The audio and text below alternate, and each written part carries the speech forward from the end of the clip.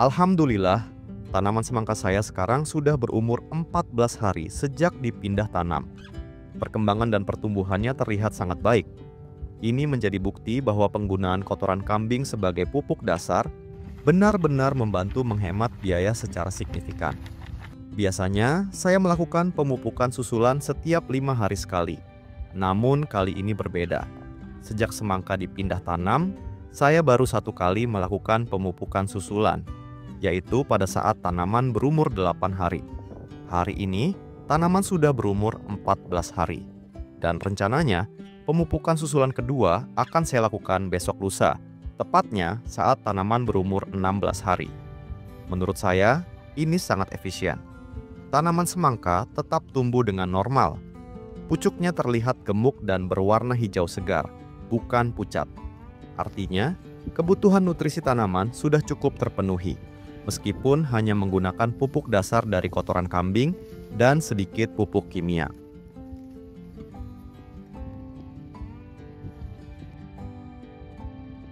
Di usia 14 hari setelah tanam, penting untuk membersihkan gulma di setiap lubang tanam. Tujuannya agar saat dilakukan pemupukan susulan, seluruh unsur hara dari pupuk bisa diserap secara maksimal oleh tanaman, bukan oleh gulma.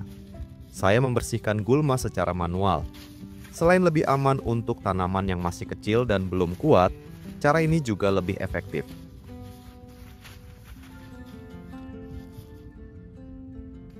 Usia tanaman sekarang sudah 15 hari sejak dipindah tanam.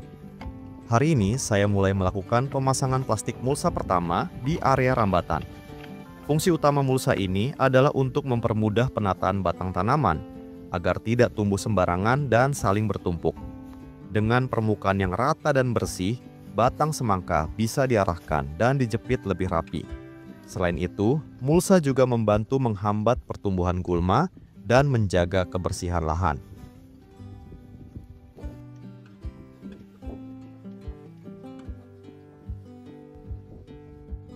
Sekarang, tanaman semangka saya sudah berumur 16 hari.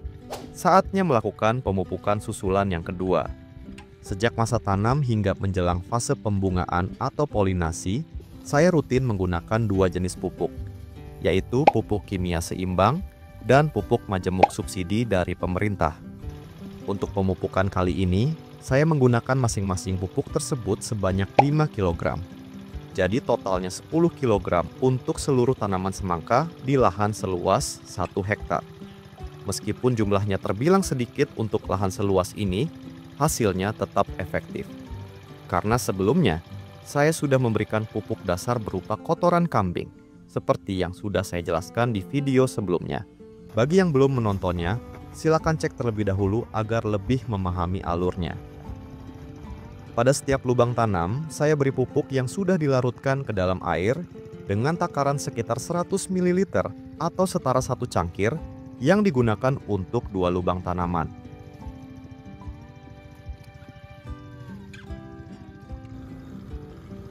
Setelah pemupukan, saya selalu melakukan penyemprotan pestisida di hari berikutnya. Tujuannya adalah untuk melindungi tanaman dari potensi serangan hama dan penyakit, terutama saat pertumbuhan tanaman sedang subur-suburnya. Biasanya, setelah diberi pupuk, pertumbuhan daun dan batang akan menjadi lebih cepat dan lebih segar. Kondisi ini bisa mengundang hama seperti ulat grayak, kutu daun, trips, dan penyakit seperti embun tepung atau bercak daun. Oleh karena itu, penyemprotan pestisida saya jadwalkan 1 hari setelah pemupukan. Nah, untuk bahan pestisida yang saya gunakan, di sini saya hanya menyebutkan bahan aktifnya saja, karena tidak semua wilayah menggunakan merek dagang yang sama. Tapi biasanya, bahan aktif ini cukup mudah dijumpai di daerah kalian. Supaya lebih mudah mengingatnya, silakan diulang lagi dan dicatat ya. Berikut ini adalah beberapa bahan aktif yang saya gunakan. Per tangki semprot ukuran 16 liter. 1. Propinep, bahan aktif fungisida, dengan takaran 3 sendok makan per tangki. 2. Cyantranilyprol, insektisida yang saya campurkan dengan pupuk daun cair. Takaran penggunaannya adalah 2 tutup botol per tangki. 3. Abamectin, insektisida tambahan, sebanyak 1 sendok makan. 4. Asam amino untuk meningkatkan metabolisme tanaman, dosis 1 sendok makan. 5. Gibberellic acid, GA3, zat perangsang tumbuh, sebanyak 1 tutup botol per tangki. Dengan kombinasi bahan aktif tersebut, insya Allah, tanaman menjadi lebih sehat dan terlindungi dari berbagai hama dan penyakit yang umum menyerang di musim tanam.